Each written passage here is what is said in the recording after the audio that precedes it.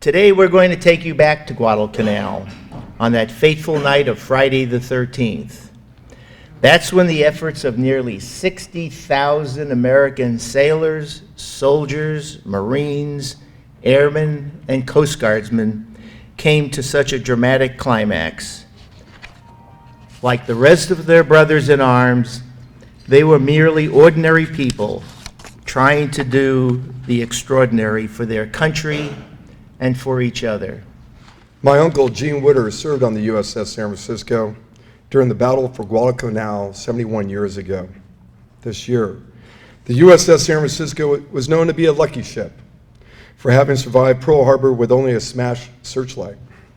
Less of an act of divine providence, it was more the result of targeting the battleships at Pearl Harbor. The Japanese concentrated on taking out our big 16-inch guns. San Francisco was a heavy cruiser with smaller 8-inch guns. Since 1943, the 1st Marine Division's emblem and shoulder patch is a blue diamond around a red number 1 with the name Guadalcanal stitched on it. Some Marines even have that emblem tattooed on their arm. That's how important Guadalcanal Marines are to every Marine who's followed them. My uncle had traded law school at Harvard for flight school at Jacksonville. Growing up, he had exasperated his father, also named Charles Kendrick, by repeatedly using the family Garwood speedboat to buzz and swamp the Tahoe Queen.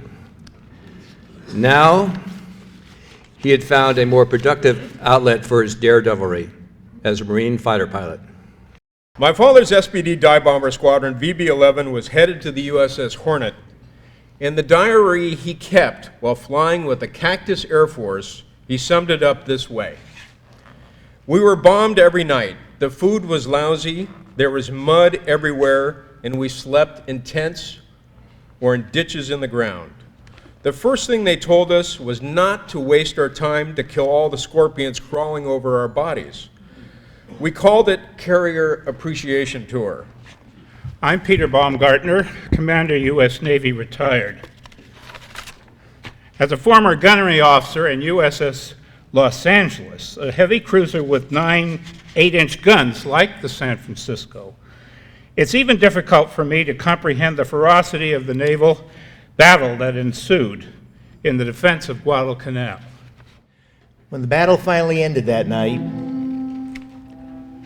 Task Force Commander Admiral Callahan, San Francisco's Captain Cason Young, its junior navigator Ensign Gene Witter were all killed by a direct hit on the command bridge from where they were operating.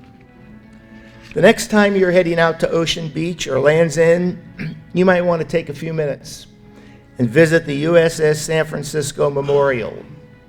It's forged from the remains of its shell-torn bridge.